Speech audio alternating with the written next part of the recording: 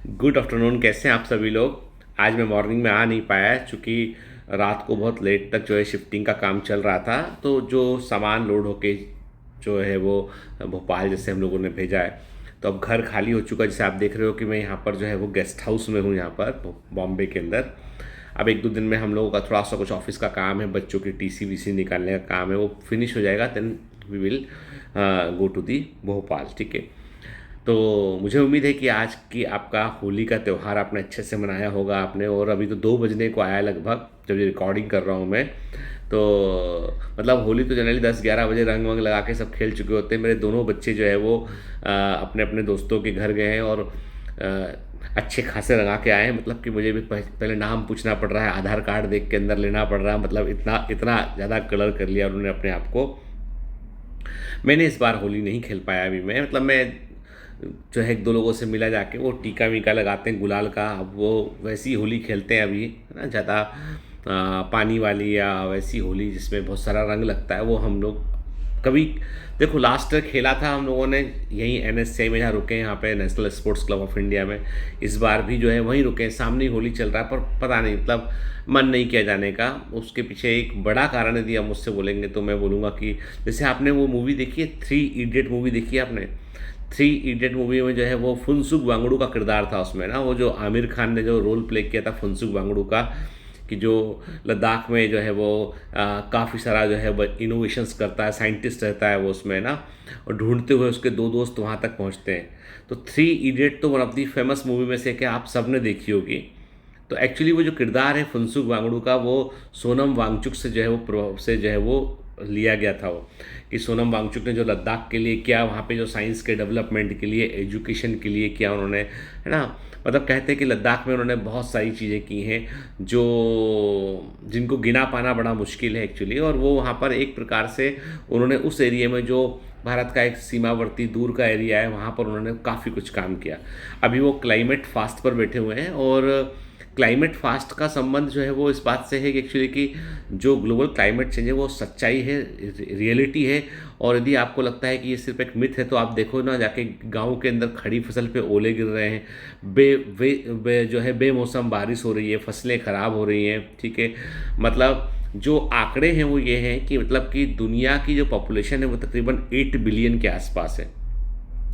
8 billion population है world की, उसमें से 3 बिलियन लोग ऐसे हैं जिनको प्रॉपर, जिसको बोलते हैं ना कि हिडन हंगर है जिनके पास में। मतलब जिनको जो है वो पूरे जो जो भी वो खाते हैं उससे उनको प्रॉपर नरिशमेंट नहीं मिलता है, कैलोरी डेफिसिट है, प्रोटीन की कमी है, मतलब प्रॉपर डाइट नहीं मिल पाती है। 8 बिलियन लोगों में से 3 बिलियन लोग ऐसे हैं जिनको प्रॉपर डाइट नहीं मिल पाती है। अब इसमें से भी थोड़ा और डेटा को छाने यदि, तकरीबन जो है वो 1 बिलियन के आसपास लोग ऐसे हैं जो जिनको एक टाइम खाना मिलता है, जिनको एक टाइम खाना मिलता है। 1 बिलियन लोग ऐसे हैं जिनको केवल एक टाइम खाना मिलता है, कभी खाना मिलता है कभी खाना नहीं मिलता है। और तकरीबन कहते हैं कि 40 करोड़ 50 करोड़ लोग ऐसे हैं जिनको जो है वो एक बार खाना मिला तो अगली बार खाना कब मिलेगा कोई गारंटी नहीं इसकी। मतलब दुनिया की तकरीबन 20 से 30% पॉपुलेशन जो है वो भोजन की कमी से जूझ रही है आज के समय में। और इसका एक बड़ा जो कल्प्रिट है वो ये है कि ग्लोबल क्लाइमेट चेंज। जो ज़मीनें एक ज़माने में फर्टाइल हुआ करती थी काफ़ी अच्छी, वो मौसम के का तापमान बढ़ने के कारण, अनकंफर्टेबल होने के कारण जो है वहाँ पे नदियों में से पानी कम हो गया, नहरों से सिंचाई की मुश्किल हो गई है। तो काफ़ी सारी चीज़ें ऐसी जो कि अफेक्ट कर रही हैं, जिससे कि अनाज को पैदा करना मुश्किल हो रहा है। आज तो ये भूख थोड़ी कम दिखाई पड़ती है हमको। हमको लगता है कि यार हमको तो खाना मिल गया 2 टाइम, हमें क्या करना है। लेकिन सच्चाई तो ये है कि ये धीमे धीमे बढ़ेगा ये। और दुनिया भर के साइंटिस्ट जो है वो ग्लोबल क्लाइमेट चेंज पे इसीलिए जो है वो कोशिश कर रहे हैं लोगों को अवेयर करने की। ये बहुत आम आदमी से जुड़ा हुआ मुद्दा नहीं है, क्योंकि इसके लिए साइंटिफिक बैकग्राउंड, बहुत सारी चीज़ें समझना ज़रूरी होता है। जैसे कि जो ग्लेशियर हैं वो तेज़ी से पिघल रहे हैं। अब एक ग्लेशियर में इतना पानी होता है जितना एक नदी में होता है। अब आप सोचिए ग्लेशियर पिघलते जाएंगे, तेज़ी से पिघलेंगे तो नदी का वाटर लेवल बढ़ेगा, नदी के किनारे वाले जितने भी टाउन है वो सब खतरे में आएंगे। और ये पूरा पानी जाकर जो है वो समुद्र में मिल जाएगा। पूरा पानी जो है वो ऐसा वाटर हो जाएगा जिसको आप पी नहीं सकते हैं। और नदियाँ सूख जाएंगी एक दिन। पहले नदी में लेवल बढ़ेगा, उसके बाद नदियाँ वो सूख जाएंगी। तो ड्रिंकिंग वाटर की प्रॉब्लम होगी। तो खैर, आज होली के दिन मैं ये सब को मैं मेरा संबंध इस बात से नहीं कि आप होली खेलें ना खेलें, इससे मैं बिल्कुल क्योंकि अभी आप जैसे जान रहे हो कि मैं बोलूँ कि पानी मत मत करो खराब होली पे, तो लोग बोलेंगे कि भाई ऐसा क्यों बोल रहे हो सर आप, ठीक है। तो मैं इस सब में नहीं पढ़ता हूँ। मैं इतना बोलूँगा कि हमें थोड़ा सा रिस्पॉन्सिबल बनना है। मैं कहता हूँ आपने अच्छे से होली खेली, अब आपका कर्तव्य ये है कि गर्मी आने वाली है, अभी गर्मी के दिन लगने वाले हैं, अप्रैल में आप देखो गर्मी बढ़ जाती है, तो कम से कम आप मिट्टी के दोनों में, मेरी बात सुनिएगा, मिट्टी के जो दोने होते हैं ना, मिट्टी के जो बर्तन होते हैं, मिट्टी की छोटी सी हांडी में, मिट्टी के छोटे से बर्तन में, है ना, उसमें आप पानी सुबह और शाम पानी भरकर आप रखें अपने बगीचे में, अपने घर के आसपास की जगह में, घर की छत पर रखें आप। क्योंकि जो पक्षी होते हैं ना, पशु पक्षी, जो पक्षी होते हैं, बर्ड्स होते हैं, उनको वाटर की कमी हो जाती है, उनको पानी नहीं मिल पाता कई बार। इसलिए आप दोने में पानी रखिए, कुछ थोड़ा बहुत दाना डाल दीजिए उसमें। आप देखिए पक्षी अब आएंगे ना, तो आपके घर में एक अलग तरह का माहौल बनेगा। दुनिया में जो छोटी चीज़ें बहुत छोटी हैं, जो जिनको हम जनरली कंसिडर नहीं करते, सुंदर से फ्लावर को, पक्षियों की आवाज़ को, पेड़ों की से जो सरसराती हुई हवा निकलती तो हल्की सी आवाज़ आती है, जंगल के संगीत को जिसको हम जो है वो बहुत अधिक वैल्यू नहीं देते हैं ना, वही ज़िंदगी में सबसे अधिक वैल्यूबल चीज़ है। वो बहता हुआ झरना, बहती हुई हवा, ये सब बहुत इम्पॉर्टेंट है। जीवन यही है। जीवन जो है वो जो हमें दिखाई पड़ता है आधुनिकीकरण में, वो जीवन नहीं, जीवन यही है। जंगल जीवंत होते हैं, ठीक है।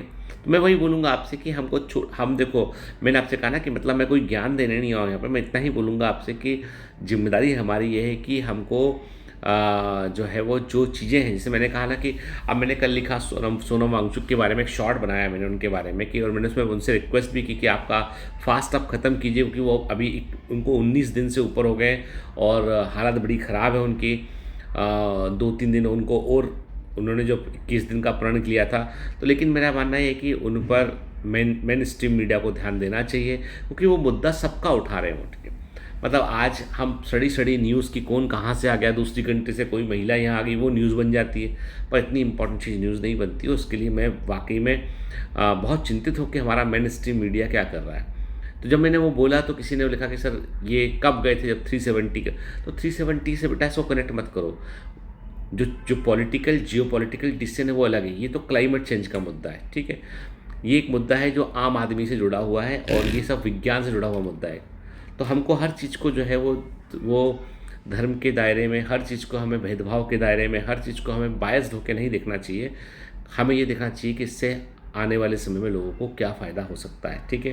खैर, मेरे अपने निजी विचार हैं, आप इससे यदि सहमत नहीं है तो यह पूरा राइट है आपको असहमत होने का। हमारा देश का जो डेमोक्रेसी वो यही सिखाता है हमको कि हम असहमत हो सकते हैं, ठीक है। मतलब हम ज़रूरी नहीं कि हम हर आदमी की हर बात को मान ही लें, ठीक है। चाहे आप उसे फॉलो करते हो, चाहे उसे आप मानते भी हो, तो भी हर बात मानने की ज़रूरत नहीं है। जो बातें आपको सही नहीं लगती हैं आप ना माने उसको, ठीक है। जो सही लगती है उन्हें माने आप, ठीक है। क्योंकि आप सबसे बड़ी बात है कि सबसे इम्पॉर्टेंट व्यक्ति इस दुनिया में यदि कोई है तो वो स्वयं आप हैं। याद रखो हमेशा कि आपको अपनी स्वयं की नज़र में, आपको अपनी स्वयं की नज़र में एक सुपरस्टार होना चाहिए, ठीक है। यदि आप अपनी स्वयं की नज़र में एक सुपरस्टार नहीं है तो दूसरे लोग कैसे मानेंगे आप, ठीक है। आप अपने स्वयं के एक रोल मॉडल होना चाहिए कि मैं अच्छा करता हूँ, मैं अच्छा करूँगा, ठीक है। मुझे फ़र्क नहीं पड़ता है कि दुनिया क्या कहती है, मैं अच्छा करूँगा बस, ठीक है। फ़र्क पड़ता है जो मेरे संपर्क में आएगा उसको फ़र्क पड़ेगा, वो बेहतर फील करेगा। तो ये जो पूरा वर्ल्ड है ना, देखो आपके और मेरे पहले भी बिलियंस ऑफ लोग यहाँ आए हैं, चले गए, ठीक है। सन 1500 में अकबर के समय का एक भी आदमी नहीं मिलेगा आपको धरती पे कहीं पे, ठीक है। 1500, 1600, 1700, 1800 के 1857 की क्रांति हुई थी, तो कोई मिल जाए आपको बाजार में कि 1857 की प्रथम स्वतंत्रता संग्राम के दौरान जो है साहब रानी लक्ष्मीबाई ने जो युद्ध लड़ा था, तो मैं तब वहीं खड़ा हुआ था, वहाँ पे कोने में बैठ के मैं हुक्का पी रहा था या मैं बीड़ी पी रहा था, तब देखा मैंने। एक आदमी नहीं मिलेगा ऐसा, ठीक है। सब खत्म। जनरेशन्स आती हैं, नई जनरेशन को रिप्लेस करती है, पुरानी ख़त्म हो जाती है। लेकिन जो छूट जाता है वो है इम्पैक्ट, प्रभाव, कि हम देखते हैं कि भाई पहले के लोगों ने आके ये क्यों किया था, ये तो बड़ा गलत था, ऐसा नहीं करना चाहिए था हमको। तो सच बात तो ये कि आने वाली पीढ़ियाँ ये बोले कि जो किया वो सही किया, जो किया बहुत अच्छा किया, हमारे पूर्वज बहुत समझदार थे, वो चीज़ें। और हम उतना आगे जाके मैं आपसे बोलूँ कि आप आज के 500 वर्ष आगे का भी सोचिए कि लोग क्या, तब धरती कैसी होना चाहिए, तो आप बोलोगे क्यों सोचें, हम तो अभी 50 साल 20 साल का सोचेंगे ना हम। पर सच बात तो ये है कि हम जब यहाँ इस धरती पर जन्म लिए तब क्या था यहाँ पे, अब क्या है, और क्या हमको उस धरोहर को जो नेचर है उसको तो बचाना पड़ेगा, क्योंकि हम तो प्राणी हैं। At the end of the day we are not machines, we are human beings, we are the animals. तो हमको सर्वाइव करने के लिए इसी प्रकृति सब कुछ लेना पड़ता है। तो प्रकृति का ध्यान रखना कोई गलत थोड़ी ना है, चाहे वो क्लाइमेट की बात हो, चाहे किसी और चीज़ की बात हो। आज होली के दिन इतना सारा ज्ञान दे दिया, ठीक है। कई लोगों को लगता है कि सर बहुत ज्ञान दे दिया आपने, बहुत सीरियस टाइप बातें कर रहे हो आज, तो आप क्या त्यौहार का दिन है, मैं बिल्कुल बोलूँगा कि आज जो है वो त्यौहार मनाइए, अच्छे से सेलिब्रेट कीजिए। लेकिन एक बात याद रखिए कि मैं आज के दिन जो है ना, आप कभी देखेंगे सड़कों पे निकलेंगे तो आपको बहुत सारे पुलिस वाले मिलेंगे जो रोकेंगे, गाड़ी रोकेंगे कि भाई कोई ड्रिंक करके तो गाड़ी नहीं चला रहा है, ठीक है ना। तो मैं जब भी देखता हूँ उन पुलिस वालों को देखता हूँ, और जब मैं हॉस्पिटल में इमरजेंसी ड्यूटी में था तो तब मैं अपने साथ के हम लोग, तो होली के दिन मेरी ड्यूटी लगी हुई थी एक बार, ठीक है। होली था, उसमें मेरी ड्यूटी थी कि भाई आपको रहना है डॉक्टर साहब, ठीक है, आज इमरजेंसी में केस आएंगे तो वो सब आपको हैंडल करना है, ठीक है। और बड़े सारे केस होली के दिन काफ़ी केस आते हैं, तो एक्सीडेंट के केस आते हैं, है ना। आई वाले बहुत सारे केस आते हैं, ऑप्थोलॉजी वाले अपना क्लिनिक ओपन रखते हैं, हॉस्पिटल ओपन रखते हैं, आंखों के में कलर चला गया है, टॉक्सिक कलर चले गए, उसके बड़े केस आते हैं। तो मतलब मुझे लगता है कि कर्तव्य हमेशा जो है किसी भी तरह के सेलिब्रेशन पर भारी पड़ता है। जब आप में कर्म करते हैं आप ना, तो आप उस कर्म का जो महत्व होता है ना, वो कोई भी तरह के आनंद से बड़ा होता है। तो आपका जो कर्तव्य है, जो बच्चे पढ़ रहे हैं उनका ये कि इस साल ईमानदारी से पढ़ें ताकि अगली होली मेडिकल कॉलेज वाली हो, है ना। चलिए, होली मुबारक, have a great day, all the best.